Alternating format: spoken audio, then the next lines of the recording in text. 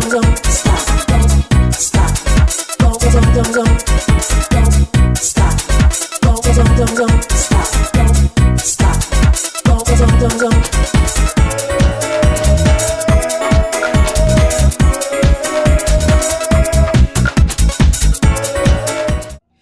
guys, thank you so much for joining me again for another recap of Ready to Love, Washington, D.C. As you come in, if you're new here, make sure you hit that subscribe button and hit that bell for post notifications for more content like this. Okay, so listen, this is going to be a recap again. And because I'm late, so nothing that you did, nothing that the show did, it's just I'm late. And I just want to get this all out to you so that we can discuss in these comments about the foolishness that is Ready to Love, okay? This week, it is the gentleman's turn to do the eliminating. Y'all know I hate those weeks. I don't care. Call me what you want. Call me what you want. I don't like it. I don't like it. Because men seem to get really arrogant when they know they have a little bit of power. So I was just like, But I'm not gonna side-eye them too much. But let's get into it. So Aisha and Frank are on a date. First of all, I actually like them two together. I really do. I don't know if it's their personalities, whatever energy that they're giving off, it definitely goes. They definitely have some chemistry. And they are really hitting it off. And child, they were about to get busy in that photo booth. They were about to get busy in that photo booth. You understand me? But they definitely vibed with a whole lot. It doesn't seem like Frank wants a lot. Just from what we're seeing, we never know. With Aisha being a mom of teenagers, she's definitely shutting down shop. But he never mentioned anything about wanting kids or wanting more kids. You know what I'm saying? Like they seem to work. Give me a second. Let me sip my tea. Listen, I know last episode when we were talking about Tyrone, he seemed to be, a catch. This episode, I was not happy with how Tyrone did Carrie.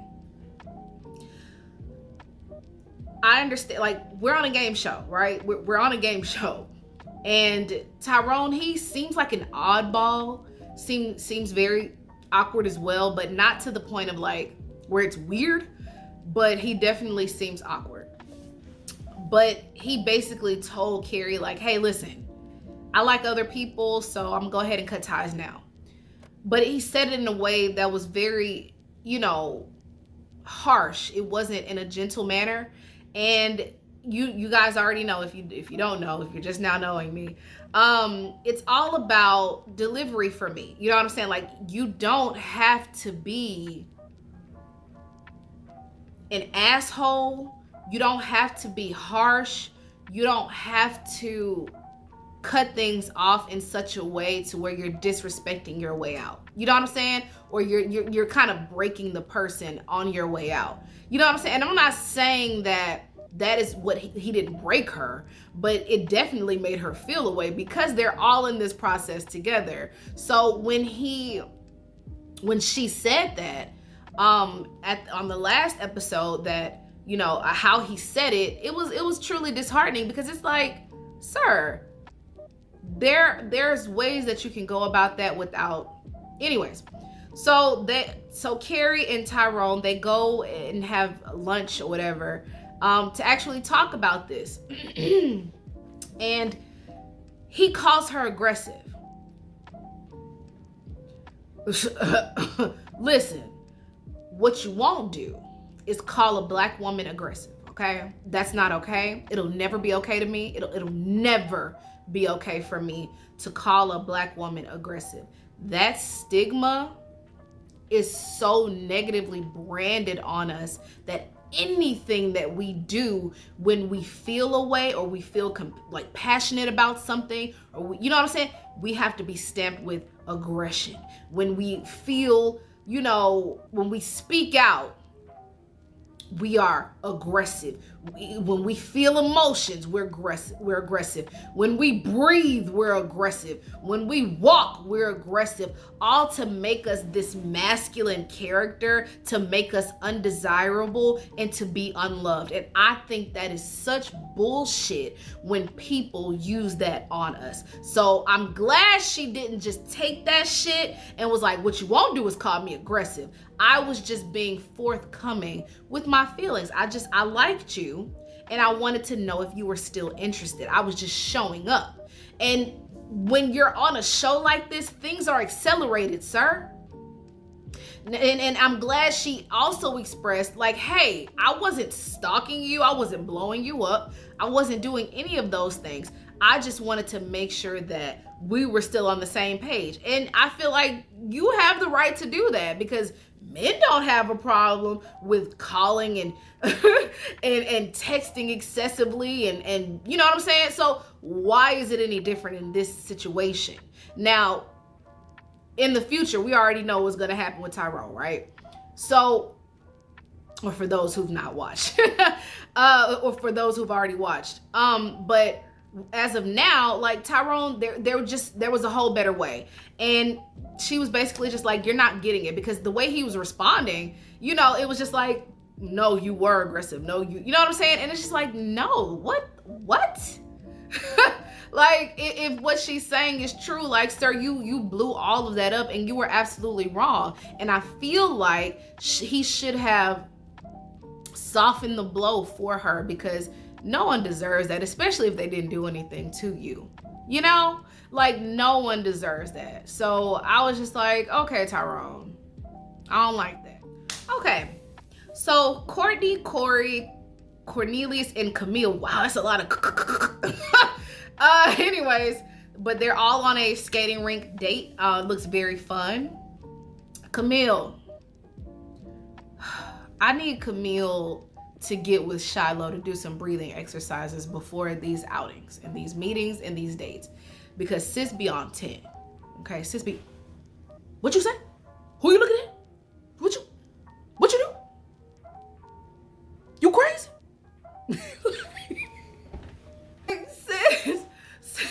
Sis be on 10. And I just be wanting her to just bring it in. Namaste. I need her to bring it in. Because she really just be like, hoi! Like on her Ike Turner, you know? Girl.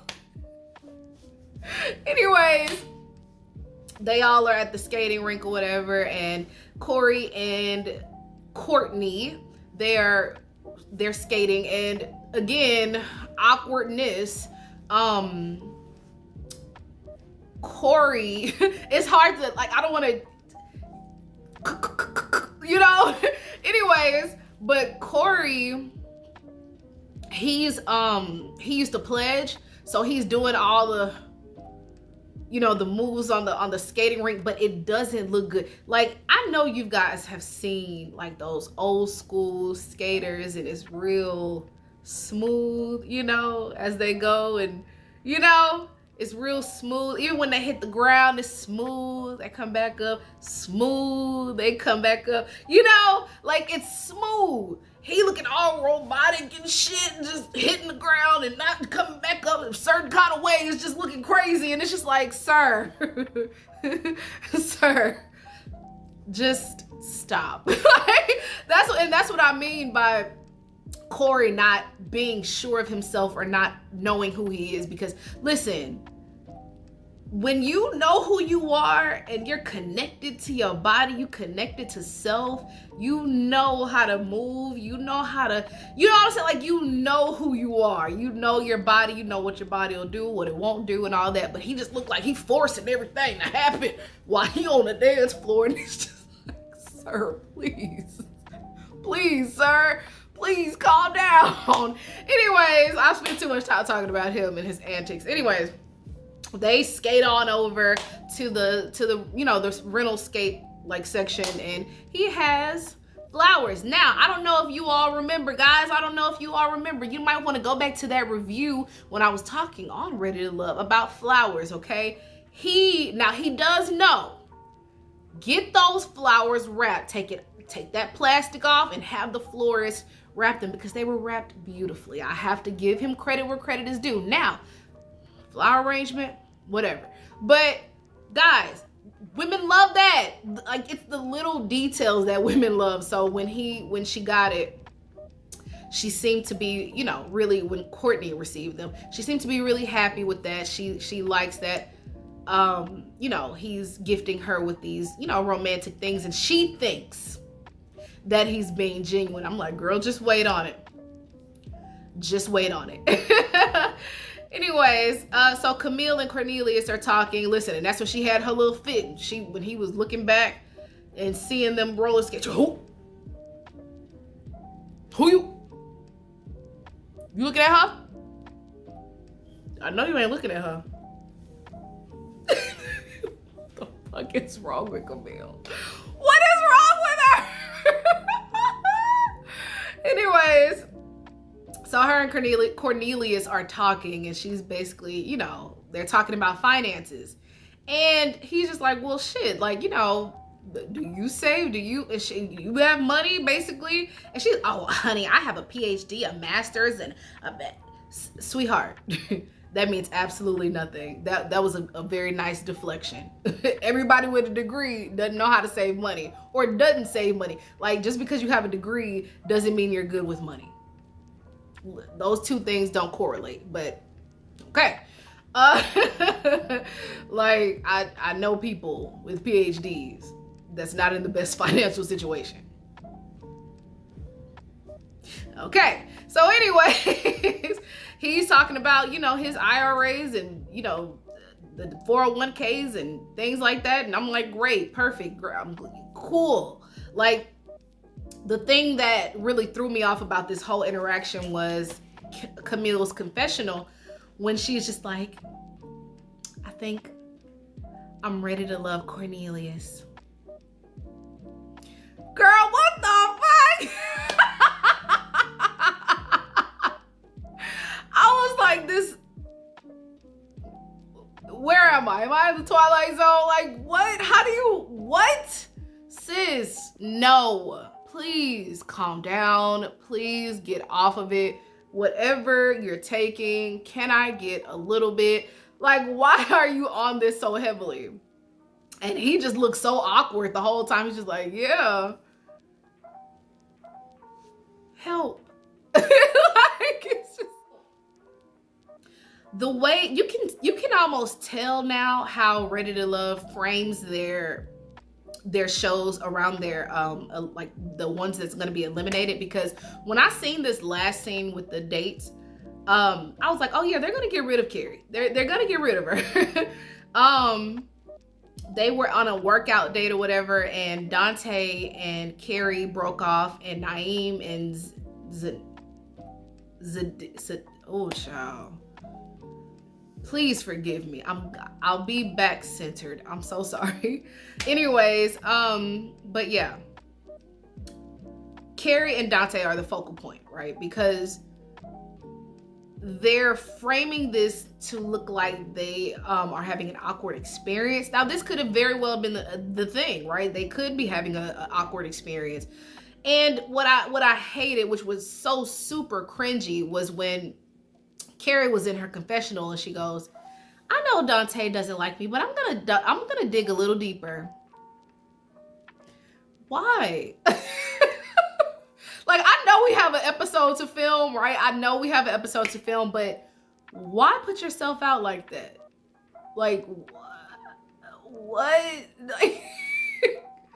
I would have just told him, listen, it doesn't seem like we're connecting. Our conversation is not flowing. It seems to be, you know, some awkward tension between us. So, you know, if you want to just chill and go get a smoothie or whatever, and we just go our separate ways, I'm cool with that. You know, like, I would have just, right there. Like, I'm not gonna dig deeper, you know, like, like there's no way if I have an indication that you are not feeling me, because it was awkward. Like, I don't know if the conversation was broken up, but it was very awkward to watch because they just kind of was just like,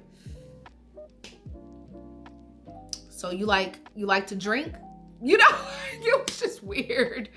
Anyways, moving forward to the gentleman's lounge. All the gentlemen are meeting Tommy, okay, talking Tommy, and they all come down to just getting rid of Carrie. Like, I'm not even gonna go through the whole answer. They're gonna get rid of Carrie. They're getting rid of my girl, and she's so beautiful, and she seems to be really sweet, really nurturing, and they let my girl go. But you know what? All the men on that little cast, I don't see it for Carrie with that cast. I don't even see anybody that would have made it with her. You know, like, I just don't see it.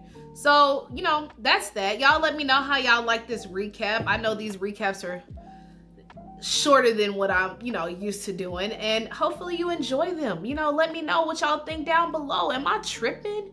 Am I tripping when it comes to these people on this cast? The show seems to be pretty cool for the most part. I'm not gonna lie, these two, episode 3 and 4, a little bit of snooze fest, but you know, next episode we're gonna get into it, okay? Anyways, guys, please make sure you like, comment, and subscribe. Let me know what your thoughts are down below. I would love to see them. Y'all know I'm gonna converse back with you, so you know, let's get into it.